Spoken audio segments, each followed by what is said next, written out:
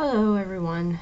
I know this is really unexpected. It was for me too, but I've been ordered on bed rest. I've had complications arise in my pregnancy that just are something that happens third trimester. A lot of complications can arise, and it's happened to me, and I'm not very excited about it because it means I can't be in person to teach. So I'm going to be working with Mrs. Lorenz, who is going to be my long-term sub in here, and I am going to be doing a lot of videos from home to help you finish out your semester as much as possible. So we left off with our mushroom models, which are still on your plates, and we are going to be working with your sketchbooks. So you need to go get your sketchbooks if you have not already.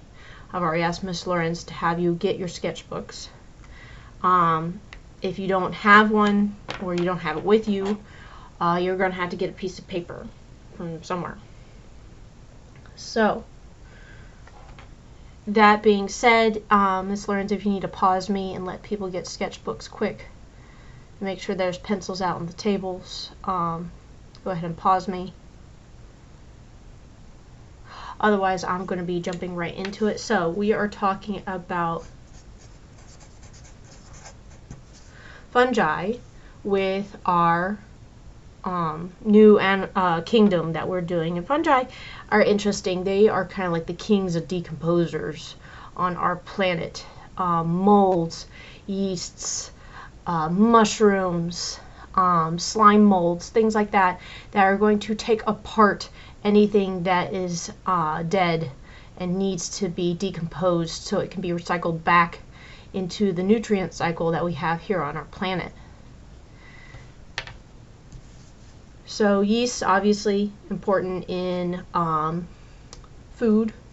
So we have like baker's yeast, which is one type, the kind that makes your bread fluffy. But we also have other kind of yeast that causes different kind of diseases.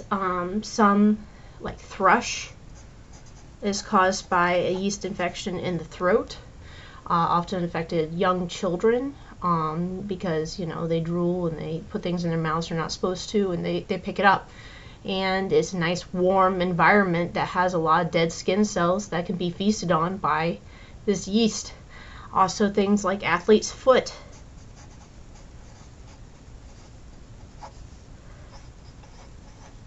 Recently found out it does not have to be just on your foot. It can also be any place where it is warm, moist, and there is agitation or friction that kind of dishevels where that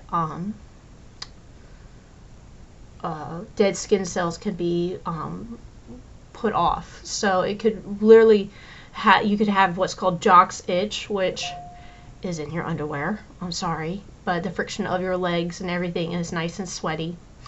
So change your underwear, kids. If your armpits smell like yeast, that's not a good thing. And it also can happen in between your fingers and behind your ears. So make sure that those get cleaned occasionally and do not have them wet. And just don't make it a nice environment for them. Okay, so baker's yeast, thrush, athlete's foot. Then we have things like mold, okay, black mold, wood mold, mold on your bread. But we also use molds for cheeses, things like that. It is very small. It's really just a stalk with a spore at the top of it. If you put it underneath the microscope, they're actually kind of pretty. But if you put them underneath and take some pictures of them, you'll find that this is all they are. It's just a single stalk with a spore. That's the fruiting body, and they are going to launch it. Now, a lot of people say you could just scrape it off your cheese and it'll be fine. The thing is, underneath the stalk is all the mycelium, these tiny little roots that actually spread all throughout your food. okay? So yeah, you could pick the blue mold that you found on the corner of your sandwich off, but that was only the fruiting body, okay? And we'll talk a little bit more about fruiting bodies. You can't see, because it's so small, the mycelium and little root system that is spread all throughout your piece of bread to gather the nutrients to make that fruiting body. So mold is innocuous. It's like, that's why people freak out when they see just a little spot of mold on the wall, because it means that there's more underneath. Okay, that is just the fruiting body that you're seeing, the smallest, tiniest percentage of the mold body itself. And then, of course, when we hear about fungi, we usually think about mushrooms.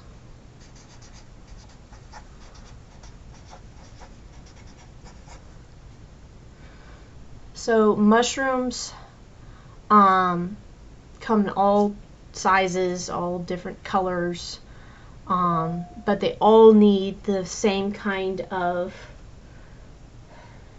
AAA. I don't want life insurance, thank you. I already have life insurance.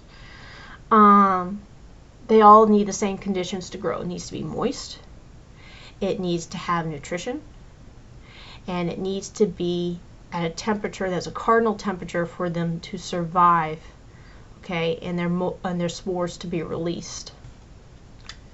So, top part of a mushroom, we're going to draw out the anatomy of a mushroom. We need an upside down curve. We're going to turn that into kind of an umbrella.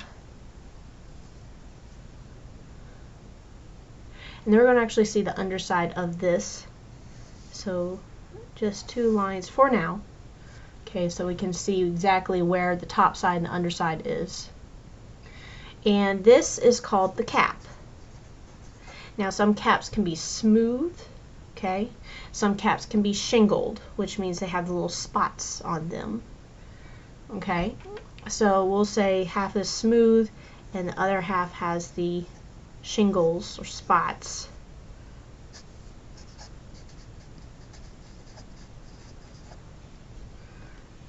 That give it kind of character, or that flaky lookingness to them. Coming down out of this, okay, we're going to have the beginning of the stalk. Do not draw it all the way down yet, because we have another part we need to add. And you can connect these 2 lines. So the cap pretty much protects what the activity is happening underneath it, because underneath it you have all these lovely things called gills, okay, and it's literally ridges that allow airflow to go through them, actually direct the airflow.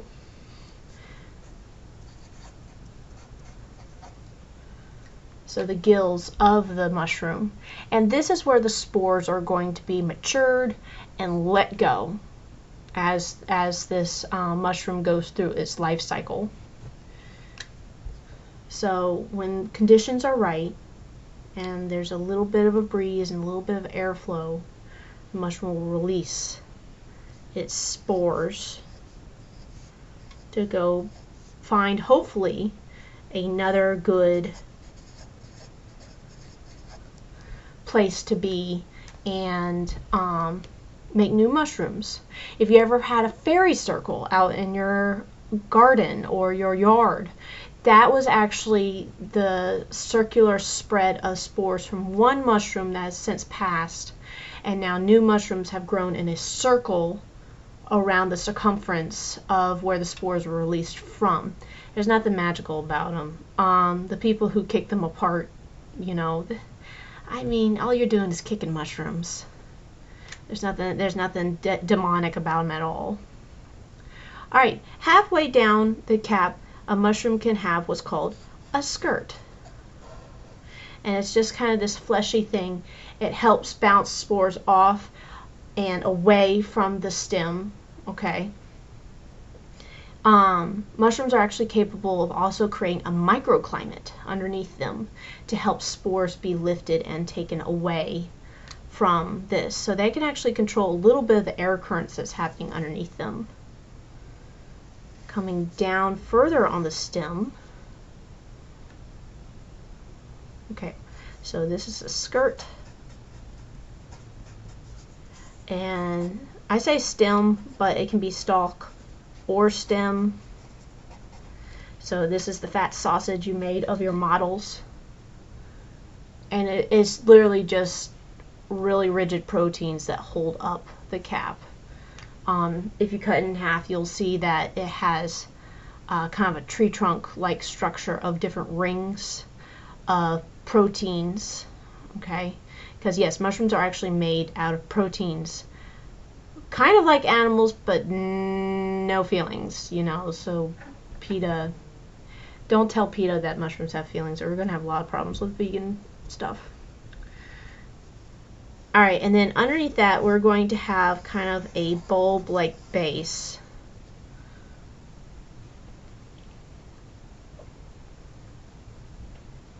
Okay, and that is going to be the vulva. Past there, and I might have company here in a moment because my parents are coming to help me, we have the ground, and then we have the mycelium, which is all these root systems. Now I know I'm drawing it small, but this can be 5 feet in diameter easily just to make this one mushroom, because this tiny little part right here is the fruiting body. Okay, it's this part that is responsible for releasing the spores and the pretty much the next generation. And all this mycelium, okay, fruit body is like 10%, 5% of the actual organism, and all the rest is mycelium that's been collecting up that nutrients to create this fruiting body. So when they say that is the largest organism, okay, so big, it's really meaning that, because the field for it can be really big. No one's rung my doorbell yet. Maybe that's the Amazon man. Okay, cool. Alright, so it's pretty straightforward. I'm going to put this to the side. Oops. So y'all can still see it. Now, we do have, since there's been a lot of work put into this fruiting body, I mean, it could be weeks of work, and you don't want something coming along going, yeah, and eating that.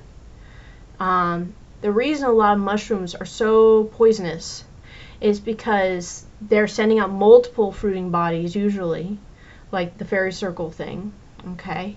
So you really only have to have one be sacrificed and be eaten to kill the animal, to make everyone realize, oh, I probably shouldn't eat that, okay? So that's why mushrooms just need to knock out someone right then and there. And the toxin that is the most common in mushrooms is called amatoxin. So this is the kind that we talk about when we talk about death caps and angel wings. These all have such BA names. I love it. And we'll draw a few of the deadly ones before you get to painting your model pieces today. Okay, so that's part of the lesson plan today, is painting your model pieces. And it's really easy peasy. We're going to model them after, let's see here, red caps. But first, let's go through a whole list. The red caps are also known as fly, dadgum pregnancy brain.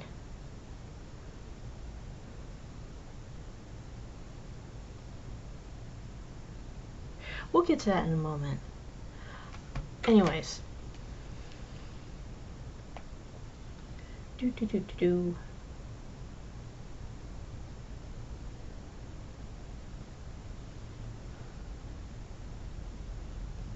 Jeez. There we go. Fly agaric. I had a moment there, so I had to check that. Alright, we'll go with death cap first. Never eat anything you don't know how to identify out in the wild. That's just a good rule of thumb right there. So death caps have a cute kind of flattish looking top to them and kind of little flakes that fall off. Okay, long stem, short ring or skirt, kind of a grayish color. Okay, but death caps, very common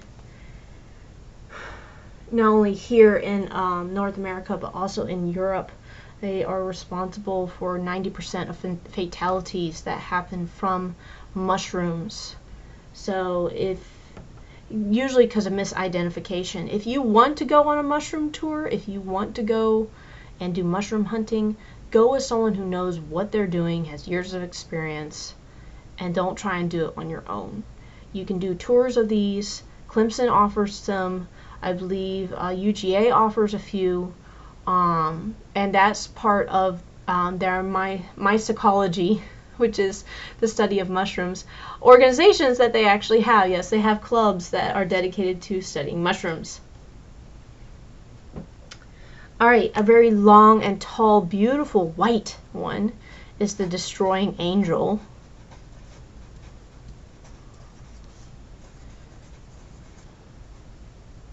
I can't spell. Alright, destroying angel, and this one really tall, delicate.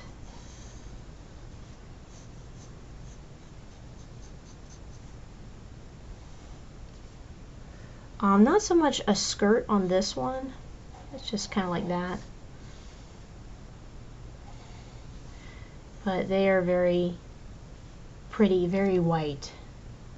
Okay. And not the ugly kind of gray color of death caps. Death caps kind of have that button mushroom gray to them with kind of a greenish tinge.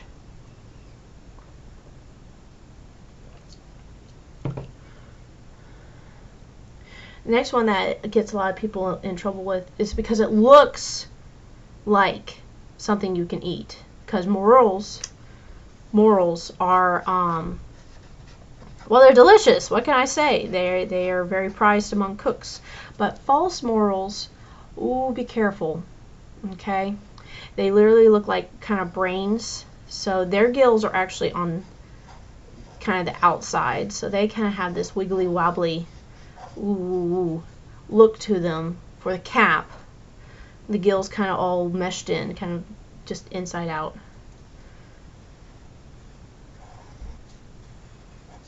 Okay, but they look very much like the real morels that you're looking for, the black morels or white morels that people search for in the woods. So just be very careful with those. Ding dong, they are here. Okay. I will pause. There will be part 2.